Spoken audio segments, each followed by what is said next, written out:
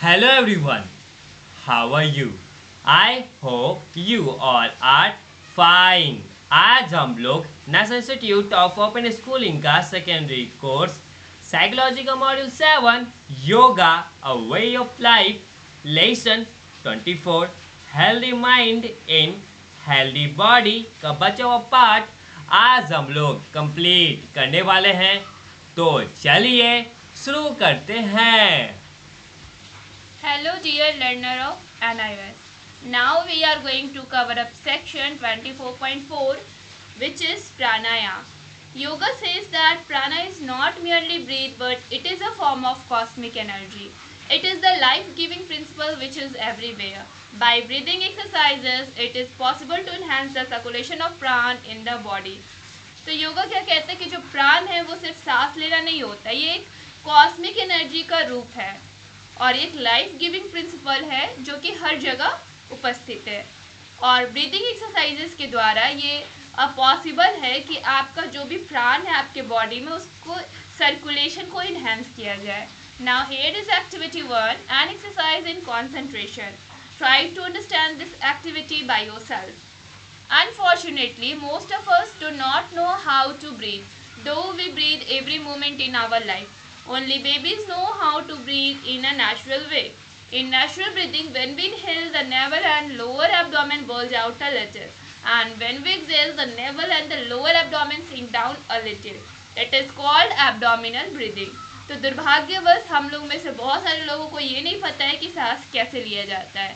हम लोग लाइफ के प्रत्येक मोमेंट में ब्रीथ करते हैं, तो सिर्फ जो छोटे छोटे बेबीज़ होते हैं उन्हें सिर्फ पता है कि कैसे नेचुरल वे में ब्रीथ किया जाता है। नेचुरल ब्रीदिंग में क्या होता है, जब हम लोग इनहेल करते हैं तो हमारा जो नेवल और जो लोअर एब्डोमेन है वो थोड़ा सा बल्ज आउट हो जाता है, निकल जाता है, ऊपर की ओर उठता है। और जब हम लोग एक्सेल करते हैं तो हमारा जो नेवल है और जो लोअर एब्डोमेन है वो सिंक डाउन हो जाता है थोड़ा सा, और इसे ही हम लोग एब्डोमिनल ब्रीदिंग बोलते हैं। In order to enjoy good health, a person needs at least 60 deep breaths in a day. Shallow breathing is directly or indirectly responsible for a number of physical and mental diseases ranging from common colds to nervous disorders. To function properly, our brain requires oxygen 3 times more than the rest of the body. If it does not get its share, it extracts it from the total supply to the body. That is why many intellectuals tend to have a poor physique and bad health.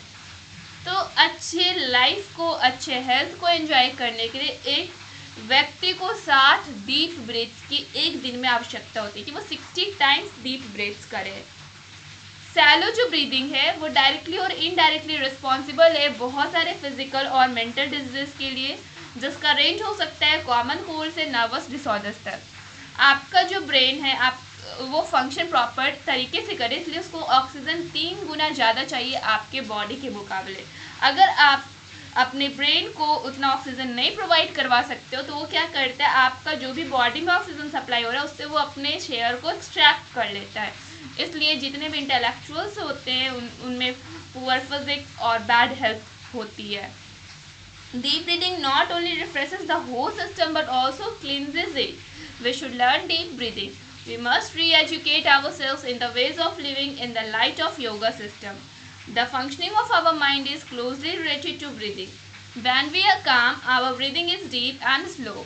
When we are excited and agitated, our breathing is shallow and fast. Vice versa is also true. When we deliberately slow down our breathing rate and consciously take deep breaths, then our perturbed mind becomes quiet and is at peace. तो जो deep breathing है वो सिर्फ हमारे पूरे system को ही refresh नहीं करता है बल्कि इसे क्लीन भी करता है। हम लोगों को डीप ब्रीदिंग करना सीखना चाहिए, हमें री एजुकेट करना चाहिए अपने आप को कि किस तरह से हम लोग लाइट योगा सिस्टम को किस तरह से हम लोग अपनाते हैं। ये जो हमारे माइंड का फंक्शनिंग है वो क्लोजली रिलेटेड है हमारे ब्रीदिंग से, इसलिए हम लोगों को शांत होकर ब्रीदिंग को करना चाहिए डीप और स्लो भी। जब हम लोग बहुत ज़्यादा एक्साइटेड और एजिटेटेड हो जाते हैं तो हमारा जो ब्रीदिंग होता है वो शैलो और फास्ट हो जाता है, ठीक है। और जब हम लोग बहुत ज़्यादा स्लो डाउन हो जाते हैं तो हमारा जो ब्रीदिंग रेट होता है वो क्या होता है, कॉन्शियसली वो डीप ब्रीथ करने लगता है और हमारा जो परट्यूब्ड माइंड है वो थोड़ा सा क्वाइट हो जाता है और पीस में चला जाता है। Normally we breathe between 13 to 15 times per minute. It has been observed that the animals like tortoise breathe 5 to 8 times per minute and live much longer than human beings. It is also observed that people with addictions like cigarette and liquor have greater breathing rates and their longevity is limited.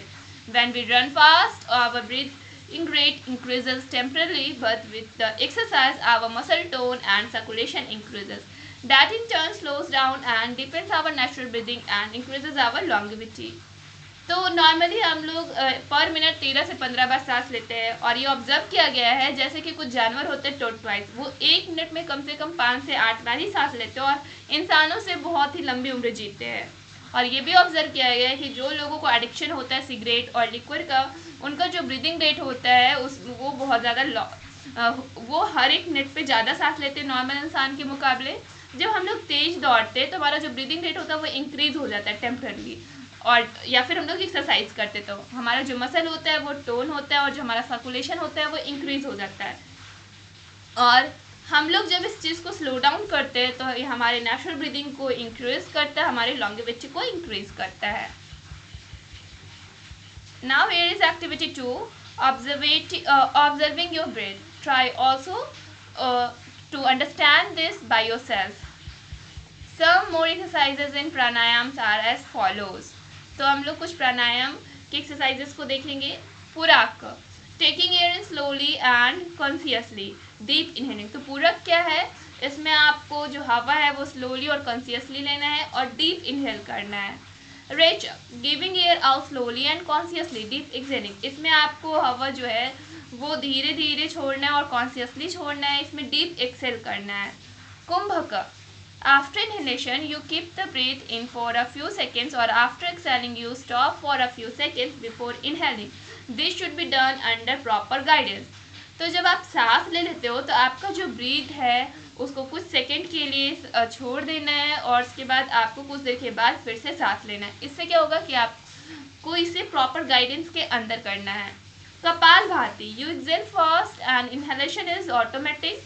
This clears the sinuses and provides a gentle massage to abdominal muscles. इसमें आपको fast Excel करना है, जो inhalation होगा वो automatic होगा। ये क्या करता है, साइनसेस को क्लियर करता है और आपके एब्डोमिनल मसल्स को ये जेंटल मसाज देता है।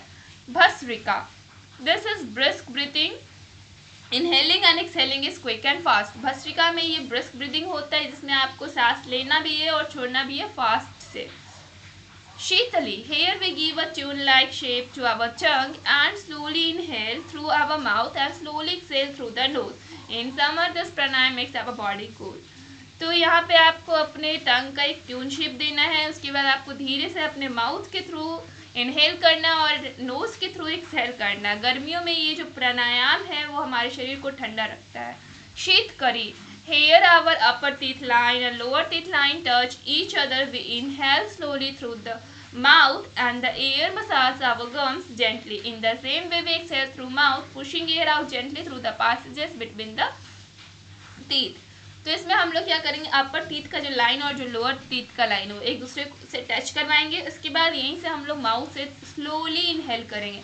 जो हवा है वो धीरे से हमारे गम्स को, मसूड़े को जेंटली मसाज करेगा और सेम तरीके से हम लोग को एक्सेल भी करना है माउथ से, ठीक है। और ये हमारे जो हवा है वो टीथ के बीच से पैसेज करेगा। नारी शुद्धि, here we take air in from left nostril and give it out through right nostril. Anulom vilom, then again we inhale from the right nostril and exhale from the left nostril. This is one cycle. One should do at least 5 cycles at a time, 3 or 4 times during a day. This purifies our body. Simple deep breathing also helps a lot in gaining an oxygen supply for your brain and the rest of your body. तो आपको यहाँ पे क्या करना है, left nostril से हवा लेना और राइट नॉस्ट्रिल से इसको निकाल देना। इसे बोलते हैं हम लोग अनुलोम विलोम। और फिर से आपको राइट नॉस्ट्रिल से सांस लेना है और लेफ्ट नॉस्ट्रिल से सांस छोड़ देना है। ये एक साइकिल है और किसी भी व्यक्ति को इसे दिन भर में कम से कम 5 साइकिल तो करना चाहिए, 3 से 4 बार एक दिन में। ये हमारे बॉडी को शुद्ध रखता है, प्योरीफाई करता है और सिंपल डीप ब्रीदिंग जो है वो हमारे ऑक्सीजन सप्लाई को गेन करने में हेल्प करता है और ये हमारे ब्रेन को अच्छा ऑक्सीजन सप्लाई देता है और पूरे बॉडी को रेस्ट करता है। Now here is in text question 24.4. Try to solve this question. Now, here is section 24.5 meditation. We have seen the place of exercise, eating, sleeping habits, asanas and pranayam in life. This is preparation for meditation. Yoga compares the mind with a lake when agitated and restless. The lake cannot reflect the sky only when it is calm and undisturbed. It can mirror the sky. In the same way, a calm and poised mind can reflect the universal energy. The final aim of meditation is to gain the vision of truth, to realize the oneness with all life and to enjoy peace and bliss.